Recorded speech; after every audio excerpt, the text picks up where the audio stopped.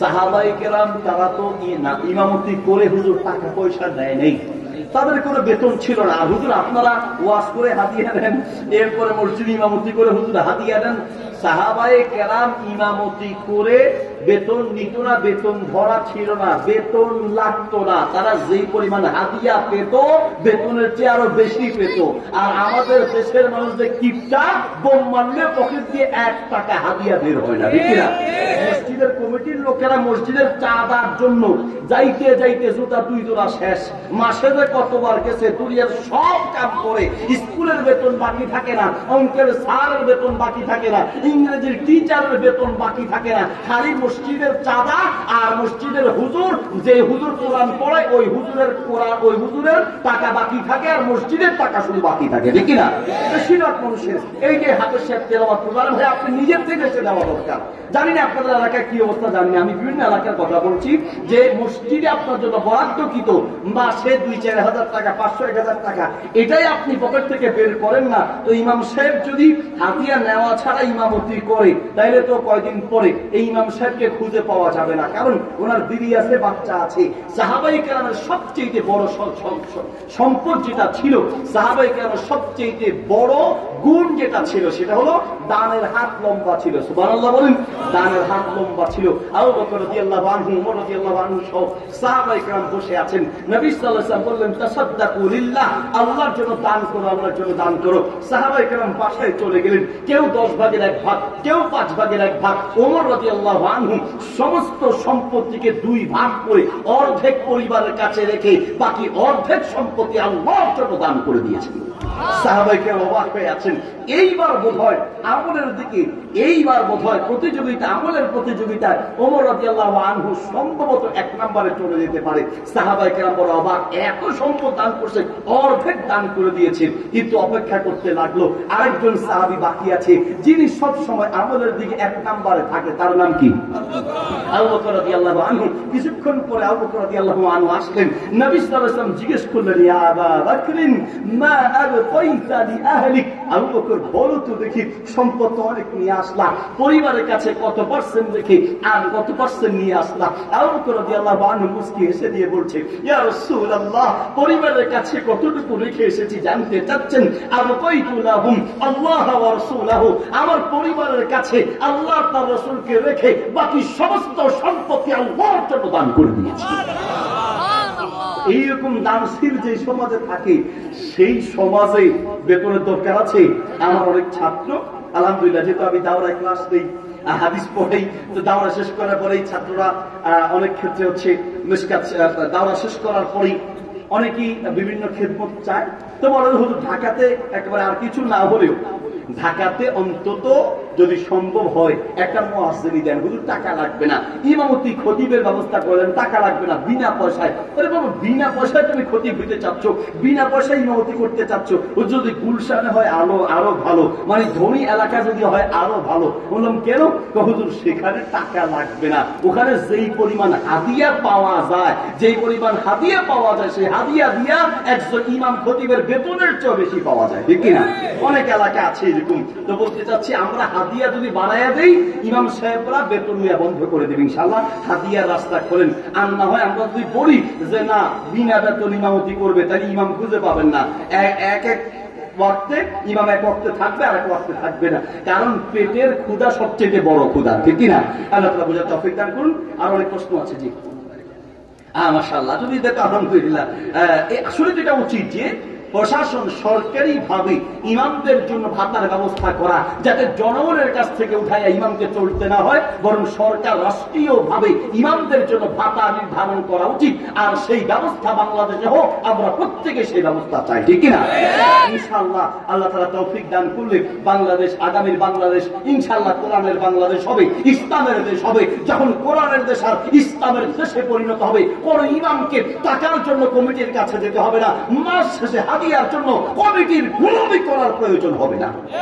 আর সভাপতি, secretary, cashier কি বেয়াদবি মাফ করবেন, এদের কাছে অনেক ইমাম ঠেকা। কারণ কথা যদি সভাপতি, সেক্রেটারি, ক্যাশিয়ার কোন কমিটির বিরুদ্ধে, তারপরে কোন টাকাওয়ালার বিরুদ্ধে, কোন কোটিপতির বিরুদ্ধে, কোন স্যারের বিরুদ্ধে যায়, তো ইমাম সাহেবের চাকরি বেশি দিন টিকে না। ঠিক কথা বলেন, ঠিক কিনা? এই জন্য যদি তাদের ব্যবস্থা সরকারিভাবে রাষ্ট্রীয়ভাবে হয় তাহলে ইনশাআল্লাহ এই ধরনের সমস্যা থেকে বাঁচবে। ইমামরা ওলামায়ে কেরাম বুক ফুলিয়ে কথা বলতে পারবে।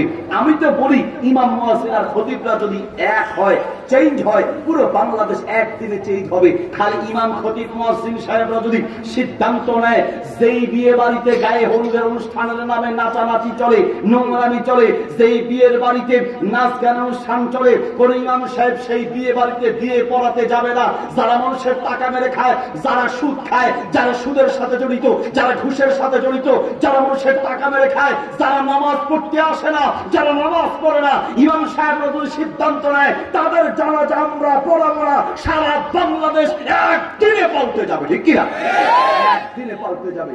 কিন্তু সেই সুযোগ কোথায়? কমিটির লোকেরা পাম দেয়, ইনজেকশন দেয়, হুজুর বাইরে বাইরে, হুজুর ওয়াজ করবেন কেমনে, কথা বলে কেমনে, হুজুর ভাইকে বাইরে চালাবেন। হুজুরও মাশাআল্লাহ 10 বছর ইমামতি করেন, 10 বছরের আগের এলাকা যেমন 10 বছরের পরেও তেমন, 10 বছরের আগেও যেমন 10 বছরের পরেও তেমন। কোন ইমাম আর খতিব নিয়োগ হওয়ার পরে যদি এলাকায় পরিবর্তন না আসে, ওই ইমাম আর খতিব ব্যর্থ ইমাম, ব্যর্থ খতিব। ঠিক কিনা? পরিবর্তন আসতে হবে। কোন অবস্থা তারাবির টাকা নিয়ে ইমাম সাহেবদের বাড়াবাড়ি করা উচিত কি না? প্রশ্ন এটা আসলো। প্রশ্ন আমি আর একটা করি, তারাবির ইমাম সাহেবদের জন্য টাকা তুলে সেই টাকা তারাবির ইমামদেরকে না দিয়ে মসজিদের অন্য কোন কাজে লাগানো জায়েজ হবে কি না? প্রশ্ন মনে বুঝেন নাই? প্রশ্ন তো আপনি করছেন ইমাম সাহেবদেরকে আটকানোর জন্য। আমার একটা প্রশ্ন, পৃথিবীর সমস্ত আলেমরা একমত, আপনি টাকা তুলবেন তারাবি হাফেজ সাহেবদের কথা বলি, আপনি টাকা তুলবেন ইমাম সাহেবদের কথা বলি, আপনি টাকা তুলবেন মসজিদের খতিব সাহেবের কথা বলি, আপনি টাকা তুলবেন তারাবি হাফেজ সাহেবদের কথা বলে, হাফেজ সাহেবদের কথা বলে সেই টাকা হাফেজ সাহেবদেরকে দিতে হবে। মসজিদের অন্য কোন কাজে লাগানোর অনুমতি কোন আলেম ইসলামী শরীয়ত সম্মত হবে না। ঠিক কিনা? আলেম সেই কথা আপনি হাফেজদের জন্য তুলবেন, হাফেজ সাহেবরা বলে ঠিক জোরে বলতেছে নাকি? হ্যাঁ, এই হলো কথা। বাকি 1 নম্বর পয়েন্ট হলো যে আপনারা যদি হাফেজ সাহেবদের জন্য টাকা তুলেন তাহলে অবশ্যই সেই টাকা হাফেজ সাহেবদেরকে দিতে হবে, যে হাফেজ সাহেবদের কথা বলে তুলেন। আর যদি বলেন যে মসজিদের জন্য দেন, তাহলে আপনি মসজিদের যে কোনো কাজে ইমাম মুয়াজ্জিন হাফেজ যে কোনো কাজে লাগাইতে পারবেন। 2 নম্বর পয়েন্ট হচ্ছে হাফেজ সাহেবদের উচিত লা তাশতারু বিআয়াতি সামানান কলিলা। আপনি টাকার জন্য নামাজ পড়াবেন, টাকার জন্য তারাবি পড়াবেন, টাকার জন্য ইমামতি করাবেন, তাহলে কিয়ামতের মাঠে আপনাকে আসামির কাজ করায় দাঁড়াতে হবে। কারণ আপনি আল্লাহর কোরআন বিক্রি করে তারপরে তার বিনিময় গ্রহণ করেছেন, আর এই বিনিময় গ্রহণ করার মানে জাহান্নামের আগুন নিজের পেটে ঢুকানো। ঠিক কিনা? আচ্ছা, এটাই বাড়াবাড়ি করবেন। এর চেয়ে দুঃখের জন্য কিছু হতে পারে। আপনার জন্য যেই ফজিলত আল্লাহ রেখে দিয়েছেন সেই ফজিলত সারা দুনিয়ার মানুষ চেষ্টা করে তার 1000 লক্ষ কোটি ভাগের 1 পর্যায়েও দিতে পারবে না। কয় টাকা আপনি পাবেন? 1 লাখ, 2 লাখ, 10 লাখ, যাই পান না কেন, আখিরাতের তুলনায় সেটা কিচ্ছুই নয়। যারা টাকার চিন্তা করে তারাবিতে পড়াবেন, তারাবি নামাজ পড়াবেন, যেদিন সরাসরি কোরআন তেলাওয়াত করা, সরাসরি ইমামতি করা, এই কাজে আপনি যদি দুনিয়ার উদ্দেশ্য, টাকার উদ্দেশ্য থাকে, তাহলে কিয়ামতের মাসে আপনাকে আসামির কাজ করে দাঁড়াতে হবে। কোন অমুসলিমকে যাকাত, ভাই প্রশ্ন পারবো না তো আর একটু দিকে সময় নেই তো, আমার একটা বাতিল আছে।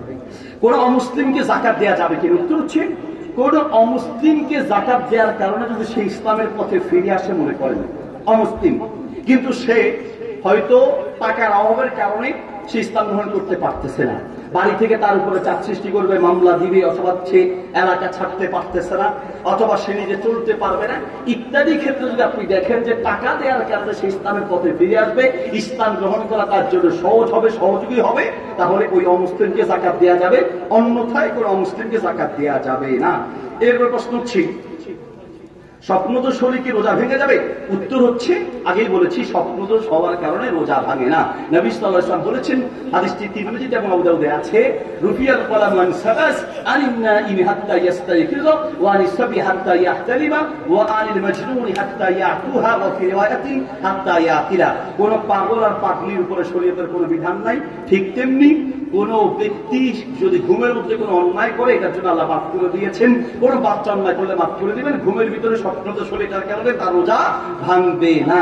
আল্লাহ তাআলা আমাদেরকে বোঝার তৌফিক দান করুন। এর প্রশ্ন ছিল কেউ যদি গোপনে জিনা করে আল্লাহ তাআলা তাকে ক্ষমা করবেন কিনা? উত্তর হচ্ছে আল্লাহর কাছে ভালোভাবে তওবা করতে হবে, কান্নাকাটি করে ক্ষমা চাইতে হবে।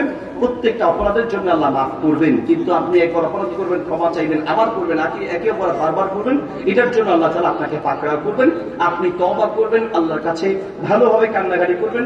তওবা করার জন্য কয়েকটা শর্ত আছে। এক নম্বর শর্ত, যেই গুনাহ করছেন ওই গুনাহ না করার সিদ্ধান্ত নেবেন। নাম্বার 2, যেই গুনাহ করছেন সেই গুনাহ ছেড়ে দিবেন। নাম্বার 3, ওই গুনাহের জন্য অনুতপ্ত হবেন। নাম্বার 4, আল্লাহর কাছে কান্নাকাটি করে মাফ চাইবেন। নাম্বার 5, গুনাহ যদি কারো পাওনা হয়ে থাকে সেই পাওনা ফেরত দিতে হবে, তাহলে ইনশাআল্লাহ তাআলা আপনি আল্লাহর কাছে মাফ পাবেন। এরপর প্রশ্ন, যে গর্ভবতী মহিলা বা দুগ্ধ পান করানোর মহিলার জন্য রোজার হুকুম কি? সন্তান ভূমিষ্ঠ হলে কয়দিন রোজা রাখা নিষেধ? উত্তর হচ্ছে, যেই সকল মহিলা গর্ভবতী রোজা রাখতে গেলে যদি গর্ভের শেষের দিকে বিশেষ করে হয় বা কয়েক মাস হয়, এটা মহিলার উপর নির্ভর করবে। যদি রোজা রাখার কারণে তিনি দুর্বল হয়ে যাবেন, বিশেষ করে শেষের দিকে হলে দুর্বল হয়ে যাওয়ার সম্ভাবনা বেশি, কারণ তখন মহিলাদের একটু স্বাস্থ্যের শক্তির দরকার হয়। তো এইরকম যদি রোজা রাখতে গেলে আপনি দুর্বল হয়ে যাবেন, বাচ্চা দুর্বল হয়ে যাবে, ওজন কমে যাবে, আপনার শক্তি কমে যেতে পারে, তাহলে আপনি রোজা ভাঙতে পারেন। প্রত্যেকটা রোজার জন্য পরবর্তীতে একটা করে রোজা আদায় করতে হবে, অর্থাৎ যতটা ভাঙবেন ততটা রোজা পরবর্তীতে রেখে দিবেন। যদি কোনো কারণে যতটা রোজা ভাঙবেন ততটা রোজা যদি আপনি না কি ভাই আমি বলেন কি, আচ্ছা তাহলে একটু আওয়াজ কম করতে হবে। আচ্ছা, রোজা যতটা ভাঙবে ততটা রোজা পরবর্তীতে আদায় করবে। যদি কোনো কারণে যেই কয়টা রোজা ভেঙেছে পরবর্তীতে ওই কয়টা রোজা আদায় করার মতো তা অবস্থা নাই, অসুস্থ হয়ে যায়, তাহলে আপনাকে ওই রোজার প্রত্যেকটা রোজার বিনিময়ে একজন করে মিসকিনকে খাওয়াইতে হবে, ফিদিয়া দিতে হবে। ভাই কোথায় আপনার ভাই কোথায় নিয়ে আসেন, ওনাকে নিয়ে আসেন, আপনাদেরকে নিয়ে আসেন। জি, বুঝতে পেরেছেন? তাহলে প্রত্যেকটা রোজার বিনিময়ে একটা করে রোজা রাখবেন। রোজা রাখতে না পারলে আপনি ফিদিয়া দিবেন। ফিদিয়া কাকে বলে? ফিদিয়া তো মিসকিন, একটা রোজার বিনিময়ে একজন করে মিসকিনকে খাওয়াতে হবে। আল্লাহ তাআলা আমাদের সবাইকে আরো কিছু প্রশ্ন আছে ভাই। তালিম ইসলামের মহিলাদের জায়েজ আছে কিনা? আমার ফ্যামিলি তালিম করে অনেক সময় দূর দূরান্তে সফর করে মাহরাম ছাড়া, এটা শরীয়ত সম্মত কতটুকু জায়েজ? প্রথম কথা হচ্ছে, মহিলাদের তালিম অত্যন্ত জরুরি, কারণ মহিলাদের তালিমের মাধ্যমে মহিলাদের মাঝে দিন পৌঁছাবে এবং মহিলাদের তালিমের মাধ্যমে মহিলারা সবচেয়ে বেশি ইসলাম থেকে দূরে সরে যাচ্ছে। সুদের কারবার থেকে শুরু করে অনেক কুসংস্কার মহিলাদের মধ্যে আছে। আমরা পুরুষরা মহিলাদের মাঝে এভাবে দাওয়াতি কাজ করতে পারি না। মহিলার মাঝে তালিম বা দাওয়াতি কাজ করে এটা ভালো, তবে সফরের দূরত্বে গেলে অবশ্যই স্বামীকে নিতে হবে অথবা অন্য কোনো মাহরামকে নিতে হবে। আমাদের অনেক স্বামী আছে দুনিয়ার সব কাজে যেতে দেয়, মার্কেটে নিয়ে যায়, বেড়াতে নিয়ে যায়, কিন্তু স্ত্রী যদি দিনই কোনো কাজে যাবে বলেন, তো সেই ক্ষেত্রে আমাদের অনেকের স্বামীদের মাথা গরম হয়ে যায়। আপনি যদি আপনার স্ত্রীকে দাওয়াতি কাজে সহযোগিতা করেন, তালিমে বসার সুযোগ করে দেন, হয়তো আপনার এই ক্ষেত্রে একটু আরাম কম হবে, কিন্তু আপনি যদি তাকে দিনের কাজে সহযোগিতা করেন, তাহলে তিনি তালিম করে বা দিন শিখাতে গিয়ে তিনি যে পরিমাণ সওয়াব পাবেন, আপনি সহযোগিতা করার কারণে আপনিও সেই পরিমাণ সওয়াব পাবেন। আমি আবারও বলছি, মহিলারা তালিম করলে ভালো, তবে সফরের দূরত্বে গেলে অবশ্যই মাহরাম লাগবে, মাহরাম ছাড়া সে সফর করতে পারবে না। এটা হচ্ছে শরীয়তের একটা বিধান। আল্লাহ সুবহানাহু ওয়া তাআলা আমাদের সবাইকে ভাই ছেড়ে দিচ্ছে কেমন? জি, সঙ্গী করবেন আপনারা? কোথায় আছে ভাই? পাচ্ছে কয়টা বলছে? হ্যাঁ, তা আমাকে বলবো যে 10টা পর্যন্ত। জি, আপনাদের কোনো প্রশ্ন আছে? আর কেউ আছে যে আপনার প্রশ্ন করতে চাচ্ছেন? জি, তাদের শেষ করি। জি, মাশাআল্লাহ। অনেক বিবাহিত ইমাম চায়, কিন্তু দোষের বিষয় হচ্ছে সপ্তাহে একদিন বাড়িতে গেলে মুসলিমরা বহু কথা বলে, তো সেই ক্ষেত্রে তারা বিবি নিয়ে থাকার মতো ঘর দেয় না। হ্যাঁ, মাশাআল্লাহ, বিবাহিত ইমাম রাখা ভালো, যাতে করে তা যদি সম্ভব হয়। কিন্তু বিবাহিত ইমাম হয়ে যে সবাই চরিত্রবান হবে এমনটা নয়। অবিবাহিত হোক, বিবাহিত হোক, চরিত্রবান হতে হবে, এটা হলো সবচেয়ে বড় কথা। আর বিবাহিত ইমাম রাখার পরে যদি তার স্ত্রীর হক আদায় করতে আপনি না দেন, অথবা স্ত্রীকে রাখার সুযোগ না দেন, তাহলে তো এই ইমাম খারাপ পথে চলে যাওয়ার সম্ভাবনা থাকে। এবার ইমাম খারাপ পথে গেলে আপনার ইমামকে দোষারোপ করেন, বরং উল্টো উচিত তাকে আপনারা নিজেরা মাসে সময় নির্ধারণ করে দেয়া, যেই সময়গুলোতে তিনি অবশ্যই স্ত্রীর হক যেন আদায় করতে পারেন, এবং স্ত্রীর হক আদায় করার জন্য কয়দিন যেতে হবে, কতদিন যেতে হবে, সেটা ইমামের সাথে আপনারা বোঝাপড়া করবেন। তার হক আছে স্ত্রীর উপরে, স্ত্রীর হক আদায় করার জন্য সুযোগ না দিলে আপনারা কমিটি, আপনারাও দোষী হিসেবে সাব্যস্ত হবেন। এর প্রশ্ন হচ্ছে, একই কথা। জাযাকুমুল্লাহ খায়র। প্রিয় ভাইয়েরা আমার, আমি যে কথাগুলো বলেছি কথার উপর আল্লাহ তাআলা আমাদের সবাইকে আমল করার তৌফিক দান করুন। রমাদান মাস আসছে, রমাদান মাস উপলক্ষে আফসারি ভাই চলে আসতেছেন। হুজুর আসার আগ পর্যন্ত আমি 2-1 মিনিট কয়েকটা ছোট ছোট আমল বলে শেষ করে দিচ্ছি। কি কিছু বলবেন? কি বলছেন? না ওটা জি বলবেন, জি বলেন। হ্যাঁ আচ্ছা মাশাআল্লাহ, জি অনেকে যে কন্ট্রাক্ট করে ওয়াজ করে বক্তা, তারা জি বক্তার এই কন্ট্রাক্ট করে ওয়াজ করা যায় আছে কিনা? উত্তর হচ্ছে ভাই, বক্তারা মাহফিল শেষ করে যে হাদিয়া দেয়, আমি প্রশ্নের উত্তর দিচ্ছি তার আগে আমি একটু ভূমিকা বলছি। সেটা হলো, যেহেতু আপনার প্রশ্নটা কেন করতেছেন আমরা তো বুঝতেছি যে এই প্রশ্ন করার মানে আমাদের বক্তাদেরকে আটকানো, সাধারণত এটা মনে হয় একটা প্রশ্ন না, অনেকের প্রশ্ন। কারণ হুজুর আটকানোর যা মাসালা আছে এটা আপনাদের সবাই মাসাল্লাহ জানা আছে, ঠিক কিনা? প্রিয় ভাইরা আমার, আলহামদুলিল্লাহ আমি আমার ব্যক্তিগত ভাবে আমাকে কত টাকা হাতিয়ে দিতে হবে, আপনারা আবার বুঝবেন যে হুজুরে মনে হয় নিজে কন্ট্রাক্ট করে আসছে, এই জন্য হুজুর মনে হয় ঘুরায় বাচ্চায় কথা বলতেছে না। ভাই আমি কোনো কন্ট্রাক্ট করি না যে আমার সাথে ভাই আসছেন দাওয়াত দিচ্ছেন, কই এই যে ভাই দাওয়াত দিচ্ছেন জিজ্ঞেস করে দেখেন যে একটা পয়সা আমাকে এত দিতে হবে, এইরকমের কন্ট্রাক্ট আমি করি না, আমার কোনো কন্ট্রাক্ট নাই। বাকি কথা হলো, আমরা এই বিষয়টাকে নিয়ে যতটা আমরা মাতামাতি করি, নাচ নেচে গান গেয়ে কোমর ঢুলিয়ে যেই সমস্ত নর্তকীরা একটা প্রোগ্রাম থেকে লক্ষ লক্ষ টাকা নিয়ে যায়, তাদের ব্যাপারে আমাদের অত ফতোয়া নাই। বক্তাদের বিরুদ্ধে ফতোয়া দেওয়ার আগে ওই নর্তকীদের বিরুদ্ধে সবচেয়ে বেশি ফতোয়া দেওয়া দরকার, ঠিক না? আচ্ছা বলেন, একজন আলেম যেমন আমার আলহামদুলিল্লাহ ফেনীতে আমার 4টা মাদ্রাসা আছে, আমার 3টা মাদ্রাসা, একটা এতিমখানা আছে, প্রতিবন্ধীদের একটা শাখা আছে যেখানে অন্ধরা পড়ে, কানে শুনে না তারা পড়ে, এতিমরা পড়ে। এরা আমার এই মাহফিলের টাকা, আমার ব্যবসার টাকা, এগুলো দিয়ে আলহামদুলিল্লাহ এবং কিছু মানুষের সহযোগিতা চলে। বাংলাদেশের অধিকাংশ বক্তাদের ওয়াজ মাহফিলের টাকা দিয়ে মাদ্রাসা চালায়। এরা তো গিয়ে সিনেমা হল দিবে না, কোনো বক্তাকে সিনেমা হল দিবে? কোনো বক্তার টাকা নিয়ে সিনেমা হল দিবে না, কোনো সুদের কাজে লাগাবে না, কোনো হারাম কাজে লাগাবে না, ভালো কাজে লাগাবে। কাজেই এই ব্যাপারে আপনাদের উচিত, আপনাদের খোলা মন থাকা এবং হাতের আপনাদের উদার হওয়া উচিত। আমি চাঁপাইনবাবগঞ্জ মাহফিল করে নামলাম, 4 বছর আমি মাহফিল ওখানে নেই। গত বছর আমার সহযোগী যারা তারা নিচে গজরা হুজুর এবার অন্তত যায় দেখি, এবারও সেম একই অবস্থায়। আগে একবার এরকম ঘটনা ঘটেছে, মাহফিল শেষ করে নামছি, সাথে সাথে আপনার কমিটির যারা আছে একজনও নাই, একজন নাই। এত দূর গাড়ি ভাড়া কতবার চিন্তা করেন, নেওয়ার আগে অনেক লম্বা লম্বা পাম করছি, কিন্তু এখন কমিটির লোকেরা নাই। এত রাতে কোথায় যাই? আমি বাকি ছাড় দিই নাই, কারণ আমি এবার ছাড় দিলে আরেকবার দেখা যাবে আরেক বক্তাকে অপমান করবে। আমি সেখানে মেম্বার চেয়ারম্যান আনাইয়া তাদেরকে আনাইয়া মাপ চালাইয়া টাকা দেন না দেন সেটা পরের কথা, ক্ষমা চাইতে হবে। জীবনে এমন কাজ করা যাবে না। মাইকে সবার সামনে তাদেরকে শিক্ষা দিয়ে তারপরে এসেছে। বাকি কথা হচ্ছে যে এইরকম আছে আপনাদের কমিটি আলহামদুলিল্লাহ ওইরকম না। বাকি অনেক কমিটি এমন হয় যে বক্তাদেরকে যার টাকা যা আছে সমানে ধরা দেয়। আমার মনে আছে প্রায় 8 থেকে 9 বছর আগে সৌদি আরবের এক বক্তা বাংলাদেশে এসেছিল। উনি আরবিতে ওয়াজ করবেন, ওনার দোভাষী হিসেবে আমি ছিলাম। ওনাকে মাহফিলে কন্ট্রাক্ট করে নিয়ে যে শুধু 70,000 টাকা ওনাকে দিবে, আর সাথে যারা আছেন তাদের আলাদা হাদিয়া তো আছেই। আমি ভাবলাম যে ওনাকে 70,000 টাকা দিলে, আরে বাবা আমার না দিলে তো 35,000 টাকা দিবে। আমি যেহেতু ফেনীতে যাচ্ছি, আমার একটা ধারণা ছিল আর কি, গাড়িও মাসাল্লাহ সেরকম খরচ টরচ করে গেলাম। একবার তখন নদীর ওপার ইয়েতে ফেরিতে করে যেতে যাওয়া লাগতো। মাহফিলের শেষে আমাকে মাসাল্লাহ এইরকম একটা বান্ধব দিচ্ছে। মানুষ তো ভাই টাকা দেখলে তো সবারই একটু খুশি লাগে, টাকার বান্ধব যেভাবে দিছে আমি মনে করছি মাসাল্লাহ এইবার বোধহয় এই বছরের সেরা মাহফিল হবে এটা। তো টাকা নিয়ে এসে সুন্দর করে মাসাল্লাহ আপনার হচ্ছে লঞ্চে উঠে ফেরিতে উঠে টাকা গুনতে লাগলাম। আমার যতটুকু মনে পড়ে যে সব টাকা, 2 টাকার নোট, 5 টাকার নোট সব মিলাইয়া 3700 টাকা, 3700 টাকা। অথচ আমার গাড়ি ভাড়া প্রায় 7 থেকে 8,000 টাকা গেছে। 3700 টাকা হুজুর আপনি দোয়া করবেন, দিছি হুজুর নেন, আপনি মাশাআল্লাহ খুশি হয়ে যাবেন। এইরকম অনেক ক্ষেত্রে করে ভাইরা আমার। বক্তাদেরও উচিত দ্বীনের কাজ, ইসলামের কাজ। এই ক্ষেত্রে মাছের বাজারের মতো দরাদরি করা ইসলামকে নিয়ে তামাশা করার সমান।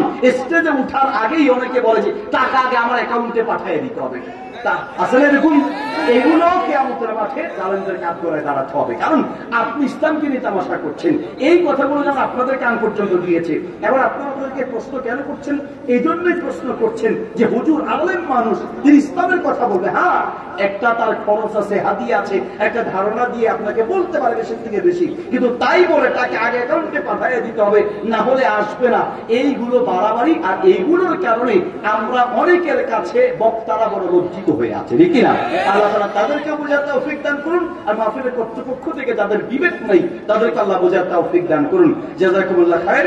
এরপরে প্রশ্ন হচ্ছে উস্তাদ আমাদের সমাজে বহু আকীদা রয়েছে, আমরা কোন আকীদা গ্রহণ করব? উত্তর হচ্ছে কোরআন সুন্নাহয় বর্ণিত যে আকীদা সেটাই হচ্ছে ইসলামী আকীদা। তারা মানে অমুক হুজুর বলেছেন, তমুক হুজুর বলেছেন, এর নাম সহি আকীদা বা বিশুদ্ধ আকীদা বা ইসলামী আকীদা না। ইসলামী আকীদা হচ্ছে রাসূল সাল্লাল্লাহু আলাইহি ওয়াসাল্লাম যে আকীদায় ছিলেন, সাহাবায়ে কেরাম যে আকীদা গ্রহণ করেছেন, পূর্ববর্তী সালফে সালিহিনগণ যে আকীদা গ্রহণ করেছেন, কোরআন সুন্নাহর দলিল ভিত্তিক আকীদাই হলো ইসলামী আকীদা। সেই আকীদা আমাদেরকে গ্রহণ করতে হবে, কোরআন সুন্নাহর পথে চলতে হবে। ভাইরা আমার, আল্লাহ সুবহানাহু ওয়া তাআলা আমাদের সবাইকে যে কথাগুলো বলেছি এই কথার উপরে আমল করার তৌফিক দান করুন, আমিন। ভাইরা আমার, রমাদান আসছে, রমাদান আমি ছোট ছোট কয়েকটা আমল বলে দিচ্ছি, এই আমলগুলো করার চেষ্টা করব। ভাই আপনারা আরো দায়িত্বশীল হতে হবে, টাইম টু টাইম, কথা তো কথা, সিস্টেম বুঝতে হবে আপনাদের প্রোগ্রামের। নাম্বার এক নাম্বার আমল হচ্ছে, আমাদেরকে তাকান, এক নাম্বার আমল হচ্ছে রমাদান মাস আসলেই, এদিকে অন্যান্য মাসে পারি বা না পারি, অন্তত রমাদান মাসে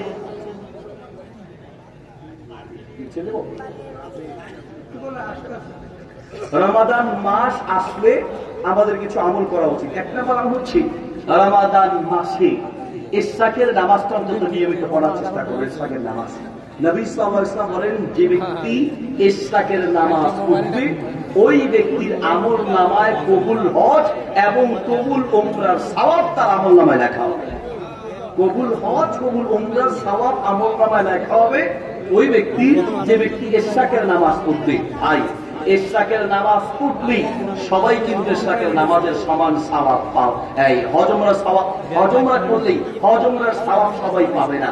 হজ উমরার সওয়াব যদি পেতে হয় তাহলে আপনাকে হজ উমরা করার সময় অবশ্যই আপনাকে ইখলাসের সাথে আমলগুলো করতে হবে। আপনি শুধু ইশরাকের নামাজের মাধ্যমে হজ উমরার সওয়াব পাবেন। ইশরাকের নামাজ কখন করতে হয়? ফজরের ফরজ নামাজ পড়ার পরে সূর্য ওঠা পর্যন্ত আপন জায়গায় বসে থেকে সূর্য ওঠার 15 থেকে 20 মিনিট পরে যে ব্যক্তি 2 রাকাত ইশরাকের নামাজ পড়বে ওই ব্যক্তির আমল নামায় কবুল হজ এবং কবুল উমরার সওয়াব লেখা হবে। সুবহানাল্লাহ। আমাদের জীবনে অনেকের 50, 60, 70 বছর চলে গেল, এর মধ্যে এমন অনেক মানুষ আছে যে 2 রাকাত ইশরাকের নামাজ এখন পড়তে পারি নাই। তাহলে অন্তত রমাদান মাসে আমলটা করবে ইনশাআল্লাহ। আবার দুই নম্বর ছোট্ট আমল ফজিলত অনেক বেশি। নবী সাল্লাল্লাহু আলাইহি ওয়াসাল্লাম বলেছেন, যে ব্যক্তি দৈনিক 100 বার লা ইলাহা ইল্লাল্লাহু ওয়াহদাহু লা শারীকা লাহু লাহুল মুলকু ওয়া লাহুল হামদু ওয়া হুয়া আলা কুল্লি শাইইন কাদির, এই দোয়াটা 100 বার করে পড়বে, তার আমল নামায় 5টা ফজিলত আছে। কয়টা ফজিলত? এই কথা বলতে হবে, কয়টা? আরো জোরে। 5টা ফজিলত আছে। দৈনিক 100 বার লা ইলাহা ইল্লাল্লাহু ওয়াহদাহু লা শারীকা লাহুল মুলকু ওয়া লাহুল হামদু ওয়া হুয়া আলা কুল্লি শাইইন কাদির, এই জিকিরটি 100 বার করলে তার আমল নামায় 5টা তার জন্য ফজিলত রয়েছে। মাশাআল্লাহ, জাযাকুল্লাহ খাইর। ভাই চলে এসেছেন, হাইয়াকুমুল্লাহ। আল্লাহ তাআলা ভাইকে কবুল মঞ্জুর করুন। বারাকাল্লাহু ফিকুম, জাযাকুল্লাহ খাইর। জি আলহামদুলিল্লাহ, আমার ভাই চলে এসেছেন, জাযাকুল্লাহ। ভাই আপনাদেরকে প্রসঙ্গ করে একটা কথা বলি। আমার ভাই শুনেন, আলোচনা শুনে হয়তো আপনারা অনেকে খুব মজা পান, আনন্দ পান, মারহাবা। পাশাপাশি ভাইয়ের যে কিছু লেখা বই আছে, ভাই বই আনছেন আজকে? মাশাআল্লাহ। আমি নিজে ভাই বইগুলো পড়ি, আবার বলবেন যে আমার শিখাই দিছে, ভাইয়ের সাথে আমার কোনো কথা হয়, আমি নিজের থেকে বলতেছি। আমি ভাইয়ের ওয়াজের চেয়ে লেখার ভক্ত বেশি। তার মানে ওয়াজ, আমি নিজে যেহেতু পড়ি ওয়াজ শুনি কম, কিন্তু ভাইয়ের লেখা অনেকগুলো বই আমি নিজে দেখেছি, অত্যন্ত চমৎকার। এই যে ওয়াজ শুনে আপনি চলে যাবেন, ওয়াজ শুনে আপনি চলে যাবেন, ওয়াজ বাড়িতে নিয়ে যাবেন। আজকে আমিও করলাম, ভাইও করবে, এগুলো আমরা চার্জ দিলাম। চার্জ, এই চার্জ দিয়ে আপনার সফলতা পরিপূর্ণ আসবে না।